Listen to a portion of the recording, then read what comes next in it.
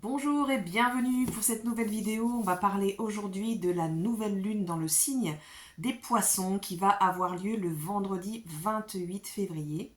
Il va s'agir d'une nouvelle lune particulièrement intense puisque vous allez voir sur la carte très vite qu'on va avoir une grande présence de l'énergie poisson et beaucoup d'énergie eau présente pour cette nouvelle lune qui va donc être particulièrement émotionnelle, particulièrement intense en termes de ressenti, en termes d'émotion, et on va parler un petit peu de tout ça. On se retrouve aussi aujourd'hui pour à nouveau une carte associée à l'interprétation des énergies astrologiques dont on parlera en fin de vidéo. Évidemment, j'ai tiré une carte d'eau pour cette nouvelle lune et on va vite voir pourquoi en parlant de la carte de nouvelle lune. Avant de commencer, je tiens à remercier toutes les personnes qui sont fidèles à la chaîne. Merci de vos commentaires, merci de participer à nourrir l'algorithme de cette chaîne pour qu'elle se développe et qu'elle puisse atteindre et bénéficier à un maximum de personnes qui puissent tirer avantage des interprétations que je peux partager ici. Et c'est avec joie qu'on parle donc aujourd'hui de cette nouvelle lune qui, comme toute nouvelle lune, initie un nouveau cycle lunaire de 29 jours et pour lequel il est toujours pertinent de poser une intention pour savoir ce qu'on vise, ce qu'on voudrait voir se développer, voir se nourrir pour le cycle lunaire à venir. Ici, puisqu'on va avoir énormément d'énergie en signe d'eau et en poisson en particulier, il est vraiment pertinent de venir nourrir des nouvelles intentions qui vont pouvoir nous permettre d'alimenter un nouveau rapport au divin, un nouveau rapport à la spiritualité et un nouveau rapport aussi au centre de nous-mêmes.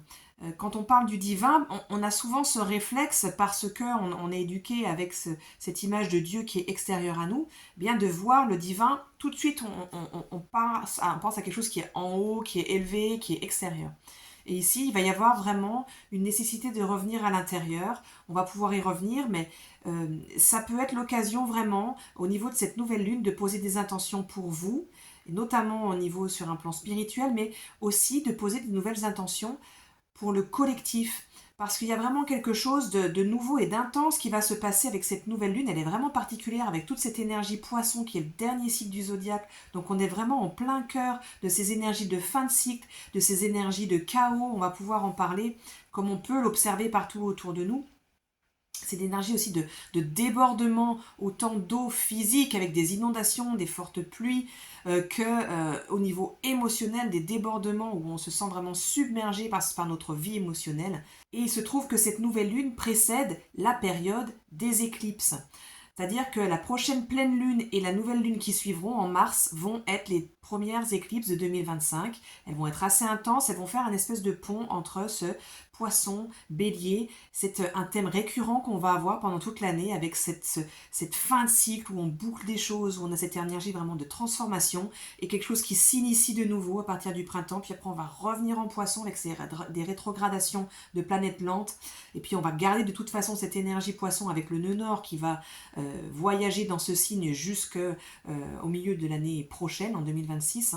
Donc on a vraiment cette espèce d'aller-retour et ces thématiques de fin de cycle, début de cycle qui sont vraiment très puissantes. Et comme on est vraiment à la dernière nouvelle lune avec autant d'énergie poisson, puisque l'année prochaine, à la prochaine nouvelle lune en poisson, où le soleil et la lune seront à nouveau en poisson, eh bien cette fois-ci, Neptune aura déjà définitivement quitté le poisson et sera en bélier. Donc il y a vraiment quelque chose de fort à intentionner ici au niveau de qu'est-ce qu'on est en train de réexpérimenter, où est-ce qu'on a envie d'aller, qu'est-ce qu'on a envie de développer, et notamment au niveau de tout ce qui va être au niveau des énergies de transcendance, des énergies de connexion à plus grand que soi, des énergies spirituelles, et puis bien sûr de cette compassion autour de nous pour pouvoir essayer de manifester quelque chose de plus aimant, de plus humain en fait, humaniste, et donc de voir aussi des fins de cycle dans des choses qui nous régissent, qui régissent nos sociétés et qui n'ont plus lieu d'être en fait.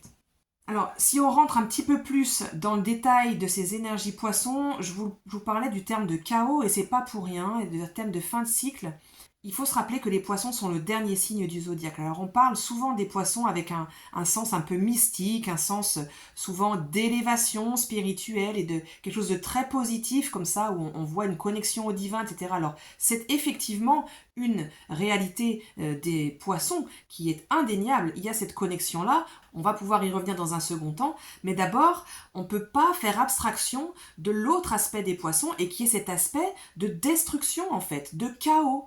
C'est le dernier site du zodiaque et tout ce qu'on a construit pendant tout le cheminement autour du zodiaque se termine en fait avec les poissons et il y a cette dissolution qui rejoint en fait cette énergie du divin où on se fond dans l'unité du divin. Alors on voit ça avec souvent des yeux émerveillés de spiritualisme.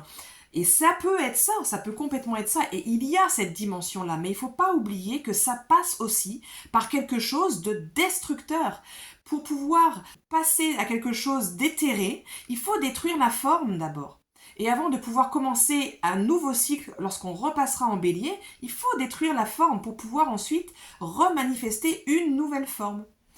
Donc, pour vous donner une analogie qui, je trouve, est assez parlante ici, le signe des poissons, c'est un peu comme la phase de la chrysalide entre le moment où la chenille est chenille et celle où après elle ressort en tant que papillon. Alors souvent, on a cette image un peu de repos de la chrysalide qui dort, puis qui, pendant son sommeil, se transforme.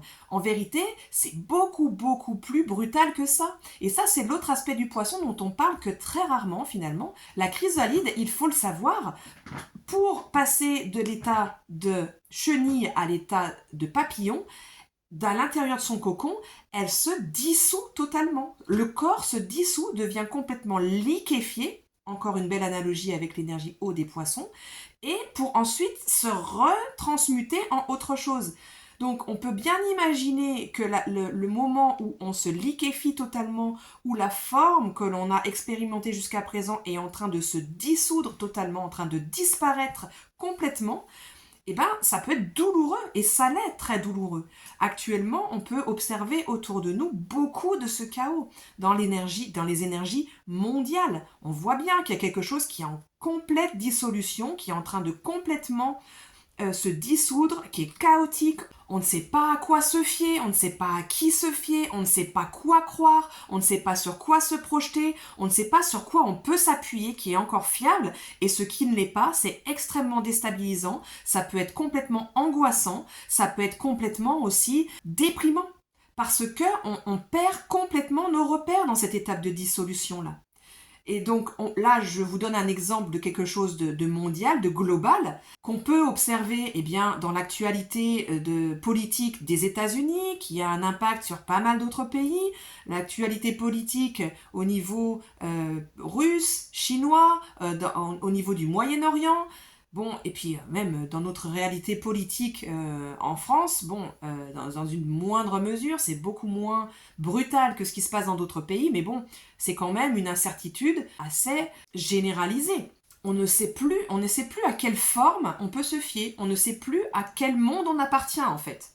Et donc, je vous donne cet exemple-là de manière globale sur ce qui se voit sur la scène politique internationale ou nationale, mais dans nos vies, ça peut être des choses comme ça qui sont extrêmement déstabilisantes où, tout à coup, on pensait pouvoir avoir quelque chose ou quelqu'un, une situation à laquelle se fier, qui était une référence, sur laquelle on pouvait s'appuyer pour pouvoir atteindre nos objectifs futurs, et plaf, tout à coup, hop, ça disparaît, où on se rend compte que, ah non, finalement, on avait vu les choses sous un certain angle, et puis ça se révèle être radicalement différent. Il peut y avoir énormément de désillusions, ça peut être très brutal, et ça peut être très très stressant, parce que il faut tout à coup, et parfois en une minute, se retrouver à avoir des appuis complètement différents, parce que la Terre s'est effondrée sous nos pieds, quoi. Et on a beaucoup parlé, la vidéo précédente et lors des énergies de 2025, de l'énergie des poissons qui est génératrice d'énormément de rêves. Alors, ce à quoi on rêve et qu'on a envie de se projeter pour la suite, et puis les rêves qu'on peut faire la nuit. Il est possible que vous ayez énormément de rêves en ce moment. Les poissons, c'est le rêve, mais c'est aussi le cauchemar. Et on peut faire énormément de cauchemars aussi. Comme il y a beaucoup de planètes, vous allez voir sur la carte, on peut voir que sur la carte, on a Cérès qui est rentré en poisson, On a le Soleil et la Lune qui sont en conjonction pour la nouvelle Lune. On a également Saturne, on a également Mercure et on a également Neptune. Et on a également le nœud nord. Ça fait énormément de présence en Poisson. On a donc comme le voile entre les mondes qui est affiné en fait. Et la perception, le fait de pouvoir se connecter à d'autres dimensions, donc d'autres dimensions, ça peut être notre subconscient, ça peut être des dimensions psychiques autres, ça peut être des dimensions énergétiques autres, spirituelles autres, qui sont plus accessibles. Ça peut être aussi, si on y croit, si on adhère à ce point de vue-là, des autres lignes de temps. Ça peut être complètement des autres réalités parallèles auxquelles on accède. Ça peut être aussi, bien sûr, n'oublions pas cette espèce de nettoyage, encore une fois, avec cette dissolution, cette déconstruction qui est en cours. Ça peut être du nettoyage psychique, où on va revisiter des schémas et des épisodes passés et on les met à la poubelle, en fait. On les digère et on les expulse. C'est comme s'il y avait une espèce de mouvement excrétoire, en fait, ici, avec les cauchemars, avec les rêves. Ça peut aussi être cette dimension-là. Mais notre réalité peut se transformer actuellement en cauchemar. On voit bien qu'il y a une précarité qui est grandissante partout dans le monde, au niveau financier, matériel, professionnel, relationnel. On voit bien que les codes sont en train de changer. C'est extrêmement compliqué, on ne sait plus à quoi se fier. Et donc du coup, notre réalité du jour au lendemain, elle peut être complètement cauchemardesque, quoi. Et donc du coup, la question ici, avec toute cette énergie poisson, et avec l'axe Poisson et Vierge, avec l'axe des nœuds qui est bien renforcé actuellement, avec les 3 conjonctions au nœud nord, plus largement Saturne, mais on a également les 2 maîtres de cet axe, Mercure et Neptune, qui sont conjoints au nœud nord et donc en opposition au nœud sud. Cette question, ça va être donc de l'équilibre entre mon discernement et là où je prends un peu le contrôle sur ma vie et je décide de la direction où je vais et dans laquelle je mène ma vie avec la Vierge, nœud sud. Et là où je me laisse complètement porter par le plan divin, par quelque chose qui est plus vaste que moi, nœud nord, en Poisson. Donc l'idée, c'est ni d'aller dans un excès, ni d'aller dans l'autre. On peut être très influencé par l'idée de se laisser porter par quelque chose, par le plan divin, avec tout ce qui est présent en Poisson et qui est conjoint en nœud nord notamment. Dans une certaine mesure, c'est ce qui nous est demandé de faire. Ici, ce qui est accentué, il me semble, dans la carte avec toute cette énergie des poissons, c'est l'espoir, la notion d'espoir. Malgré ce chaos, malgré cette dissolution dont on fait l'objet, malgré ces fins de cycle, malgré cette réalité qui peut être cauchemardesque, eh bien, c'est de garder l'espoir qu'il y a un sens à tout ça, qu'il y a un plan divin qui nous échappe peut-être complètement actuellement, mais de garder la foi. L'équilibre à y avoir ici, c'est de ne pas tomber dans ce qu'on peut avoir tendance à entendre dans certains milieux spirituels où tout est juste. Alors, cette phrase, elle a vraiment à double tranchant, il me semble, parce que on peut effectivement se dire que tout est juste et qu'il y a une raison pour ce qui arrive, c'est certain, mais aussi elle peut être une belle échappatoire, en fait, et un bon moyen, un bon prétexte de ne surtout pas se mettre en action, de ne surtout pas se remettre en question et d'attendre comme un sauveur extérieur, en fait, qui va venir modifier et embellir notre réalité et nous sauver, en fait, de là où on est. Alors, le sauveur, ça peut être une personne, comme c'est souvent la première image qu'on a, mais le sauveur, ça peut être une situation, un événement où on attend que les événements extérieurs viennent nous sortir de notre réalité. Ça peut être un boulot, ça peut être une relation, ça peut être n'importe quoi qu'on met en place de sauveur. Et l'idée, c'est surtout pas ça. Ça, c'est une vision distordue de la foi, ce n'est pas ça la foi, ce n'est pas je suis passif et j'attends qu'on vienne me sauver et non, j'ai rien à faire, de toute façon, je peux laisser le monde s'effondrer autour de moi. Quelqu'un va venir me sauver et je vais être amené dans les cieux par une force extérieure plus vaste que moi. Ça, en fait, pour moi, c'est se déresponsabiliser totalement.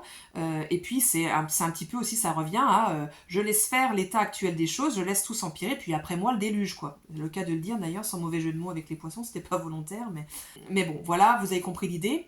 L'idée, c'est au contraire de faire un équilibre entre à quel endroit, dans quel espace et dans quelle mesure c'est à moi de prendre les rênes et avec mon discernement qui peut être très flouté, hein, avec Mercure, le maître du nœud sud et le maître de la Vierge, qui est actuellement en Poisson, en conjonction avec le nœud nord et en conjonction avec Neptune, et puis qui vient d'avoir son carré à Jupiter qui est dans l'autre signe qui les régit, les Gémeaux. Bon, le discernement, il n'est pas forcément toujours très très à l'honneur actuellement, il est très flouté. Donc, où est-ce que je mets mon action et où est-ce que je me laisse porter?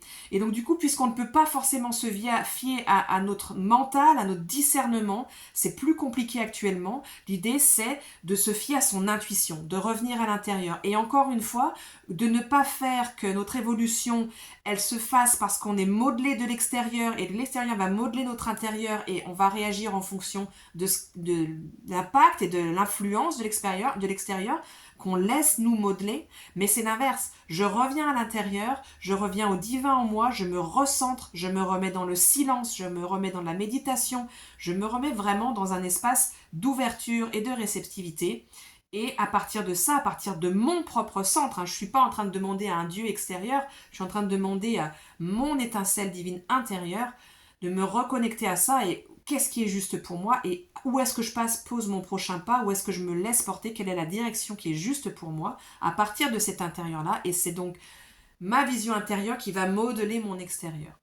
Mais pas dans le contrôle, dans un lâcher-prise qui est en même temps une reconnexion à l'étincelle divine intérieure. C'est des concepts qui peuvent être un petit peu difficiles à conceptualiser justement, mais je crois vraiment que c'est dans la pratique de revenir à de la spiritualité, de revenir à une guidance intérieure et de revenir à du silence en fait, hein, que ça peut vraiment nous entraîner et entraîner comme un muscle en fait finalement à se développer. Et revenir à du silence parce qu'on peut vraiment s'attendre à être débordé d'informations, que ce soit dans les médias, que ce soit un peu partout autour de nous. Avec le soleil et la lune qui sont en carré à Jupiter en Gémeaux, on a vraiment quelque chose qui peut être très perturbant parce qu'on a une masse d'informations, on ne sait plus à quoi se fier et encore une fois c'est de faire silence et de faire retour. D'autant qu'il peut y avoir, alors Mercure vient de faire il y a quelques jours un carré à Jupiter. En mars, il passera rétrograde, mais on n'en est pas encore là, on aura le temps d'en parler au moment des éclipses. Et là, il est entré en conjonction avec Saturne. Et donc, on peut vraiment avoir quelque chose où tout à coup, la réalité nous tombe dessus et c'était pas ce qu'on croyait. On peut avoir des grosses désillusions. On peut vraiment en revenir à concrètement, contrairement à ce que j'avais projeté et idéalisé quelque part, la réalité elle est radicalement différente. Ça peut être vraiment des douches froides. Ça peut être aussi des choses dans un aspect plus positif, concrètement, comment je fais pour pouvoir atteindre mes objectifs. Et Saturne nous remet devant vraiment concrètement comment on fait pour atteindre ces objectifs-là. Donc pour en revenir aux énergies poissons, un des grands risques actuellement, donc comme je le disais, ça peut être des échappatoires qui peuvent être au niveau spirituel, mais qui peuvent être aussi à d'autres niveaux, notamment avec les poissons qui sont liés à tout ce qui est aussi la toxicité et aux addictions. Ça peut être toutes ces échappatoires où pour pas faire face à la violence, à la brutalité de notre réalité qui est chaotique et qui peut être complètement difficile à vivre et à regarder en face parce que c'est trop quoi, parfois c'est trop, eh bien on peut aller dans des addictions aux écrans, je sais pas moi, à l'alcool, à ce que vous voulez quoi. Peu importe en fait, ça n'a pas d'importance, mais il peut y avoir une volonté parfois inconsciente d'aller alléger la charge émotionnelle en allant vers une de ces échappatoires. Et ici, c'est une pente qui est un peu glissante parce qu'on peut réalimenter justement des illusions et ce qui conviendra de toute façon, qui nous éclateront au visage bientôt. Donc, on n'a rien à y gagner à faire ça, quoi. L'idée, c'est donc de se remettre face à notre réalité telle qu'elle est, qui peut être difficile à accepter parce qu'il peut y avoir des grosses désillusions, il peut y avoir énormément d'incertitudes, et c'est comment on arrive à diriger notre barque au milieu de tout ça, en revenant à l'intérieur. Un autre point important, c'est que le nœud sud ici, qui est donc opposé au nœud nord évidemment, et puis à deux autres planètes, donc les maîtres de l'axe, Poisson et Vierge, ça vient nous rappeler ici que on a, notamment avec ce Mercure qui est donc en exil en Poisson, conjoint au maître des Poissons, conjoint au nœud nord en Poisson, l'importance de l'équilibre entre les deux polarités. Donc c'est ni d'aller à fond dans le contrôle de notre quotidien pour pouvoir s'assurer une espèce d'illusion de maîtrise de ce qui se passe en contrôlant les petits éléments de notre quotidien, avec ce serait un excès de vierge, ni complètement dans le laisser aller et se laisser porter en fait par les événements. Donc il y a vraiment cet équilibre qui est souligné en fait dans la présence de cette carte-là. Et le nœud sud en vierge peut aussi nous rappeler ici ce qu'on a pu peut-être négliger, encore une fois, on en avait déjà parlé précédemment, mais là ça peut être particulièrement important, en termes d'axes quotidiens qui viennent nourrir et entretenir notre santé. Ça peut être notre santé physique, ça peut être notre santé psychique, émotionnelle, spirituelle, mais notamment avec la Vierge, notre santé physique, parce que la Vierge est un signe de terre et elle parle beaucoup de santé. Et les 3 mots-clés de la Vierge, c'est alimentation, exercice, repos. Et où est-ce qu'on a négligé ça et qui fait que quand on néglige ces choses-là qui nous font nous tenir debout, qui nous maintiennent dans notre axe, en fait, finalement, au quotidien, en alimentant ces bonnes habitudes-là, eh bien, si on ne le fait pas, ça nous fait basculer dans, justement, ces addictions, ces échappatoires, peut-être de la dépression, des choses comme ça, et on sait qu'il faut qu'on s'y tienne, il faut qu'on y revienne, et si on n'y revient pas, très vite on glisse. Alors ça peut être, peut-être vous n'avez pas réussi à faire votre sport, votre yoga, votre méditation, vous avez un glissement au niveau de votre alimentation, un glissement au niveau de votre sommeil, et si vous regardez à ça et depuis combien de temps vous avez ces glissements-là, peut-être que vous allez vous rendre compte que ça coïncide avec le moment où vous vous sentez plus instable et plus, on va dire, réceptif, ouvert, mais dans le sens comme une éponge, aux énergies extérieures qui finalement vous décentrent en fait. Et donc c'est ici que la polarité vierge peut venir nourrir le lâcher prise des poissons, parce que se laisser lâcher prise, encore une fois, en lâchant tout et en laissant l'extérieur tout contrôler, c'est pas bon non plus, quoi. Et c'est là que la Vierge peut vraiment avoir son utilité ici, c'est de nous faire revenir à ces petits essentiels du quotidien pour nourrir notre base concrète, matérielle, qui est notre corps, quoi, qui est notre corps physique et qui est notre santé sur tous les domaines que je viens de mentionner. Et à partir de ça, on a une base qui est suffisamment stable, solide et ancrée et alignée, axée sur notre axe pour pouvoir laisser aller et laisser rentrer le divin, parce que le reste est suffisamment solide et qu'on va pas se laisser porter par tous les courants qui viennent, quoi. Donc voilà une bonne clé sur laquelle revenir pour cette période-là. Un dernier point que j'aborde avant de passer à la carte, c'est que Mars est repassé direct le lundi 24 février en Cancer, à 17 degrés du Cancer. Alors il repasse direct, mais il ne va pas se remettre à aller très vite et à partir très vite en avant, puisqu'il avait commencé à être stationnaire rétrograde à 17 degrés du Cancer. Il restera direct à 17 degrés du Cancer, et cette période-là, ça s'étale sur presque un mois, ça s'étale du 12 février au 9 mars. Donc on voit qu'on a un ralentissement, puis un redémarrage graduel, une remise en action graduelle. Donc ça veut dire que ça va pas tout à coup, tout va pas se redémarrer rapidement, foncer tout à coup. Mais par contre, on a une remise en mouvement qui est stable. Et si vous allez voir où se positionnent ces 17 degrés du Cancer sur votre carte natale, dans quelle maison, en lien avec peut-être quelle planète, vous allez avoir une idée plus précise de où est-ce que ça se joue pour vous, qu'il y a cette remise en action pour pouvoir se remettre en mouvement sur quelque chose qui est important pour vous actuellement dans votre intention évolutive, hein, puisque Mars en astrologie évolutive, c'est la planète qui exprime les désirs évolutifs conscientisés de l'âme.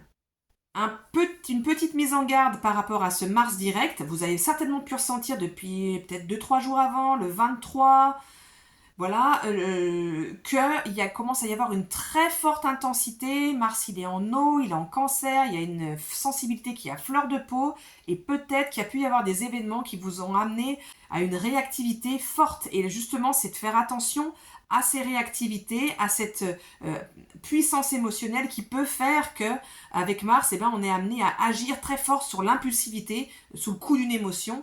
et peut-être ces actions vont pas être aussi bénéfiques que ça que nous. Donc attention, prenez quelques respirations, réfléchissez avant de poser vos actes parce que c'est une période qui est pas propice à agir sous le coup de l'impulsion. Et sans plus tarder, on passe donc à la carte de mon oracle des 4 éléments qui est venu se présenter pour cette nouvelle lune en poisson et il s'agit de la carte de l'onde. Et c'est une carte que je trouve assez à propos en fait par rapport à ce qui peut se passer en termes de troubles dans cette énergie des poissons. Parce que parfois on en perd notre direction, on en perd le sens en fait de la vie. On peut arriver en poisson à des extrêmes, hein, à perdre le sens de la vie, dans le sens à avoir des idées même suicidaires, quoi. Évidemment, il ne faut pas aller jusque-là, mais ça peut être présent en poisson. Et à quoi je sers? Quelle est mon utilité? Et cette carte, dans cet oracle-là, elle vient nous dire que même si on a l'impression d'être qu'une goutte d'eau dans l'immensité de l'eau, eh bien, on fait une différence, on a une importance, puisque même cette goutte d'eau qui va tomber à la surface, son onde va pouvoir mettre en mouvement la totalité de la surface de l'eau. Et que donc, il n'y a rien d'insignifiant, on n'est pas insignifiant, on peut avoir un impact autour de nous, on peut avoir un impact dans notre propre vie, on peut avoir un impact aussi dans le collectif. Et je pense que c'est particulièrement important de se relier à cette énergie-là actuellement, où il y a tellement de désespoir qui est alimenté dans les médias, de ne pas se laisser désespérer justement, d'alimenter cet espoir qui est vraiment un mot-clé de cette période de nouvelle lune, et notamment dans comment est-ce que, dans ce que je fais, dans ce que j'apporte au monde, en étant dans une volonté de nourrir le collectif, d'être dans le don en fait, dans la générosité, la bonté, le don de soi, dans le service. Comment est-ce que cette petite goutte d'eau, elle peut alimenter, elle peut faire un changement dans l'inconscient collectif, elle peut faire un changement peut-être dans ma communauté juste autour de moi. Elle va peut-être faire un impact concret à 20 personnes autour de moi et ça sera déjà super. Et si chacun fait ça, de se relier peut-être en méditation aussi au bien collectif, au bien de la terre, au bien de tous les êtres vivants, moi je pense qu'on peut réellement faire une différence et amener des pas concrets vers l'émergence d'un nouveau monde qui est en gestation encore une fois et la dissolution est en cours. Et peut-être la reconstruction de la chrysalide va pouvoir commencer avec ces petits pas qu'on peut poser. Voilà, j'espère que cette vidéo vous a été utile. Si c'est le cas, n'hésitez pas à la partager, à mettre un j'aime, à mettre un commentaire pour alimenter l'algorithme encore. Si vous voulez contribuer, je vous mets le lien. Et puis surtout, prenez bien soin de vous dans cette période hautement sensible.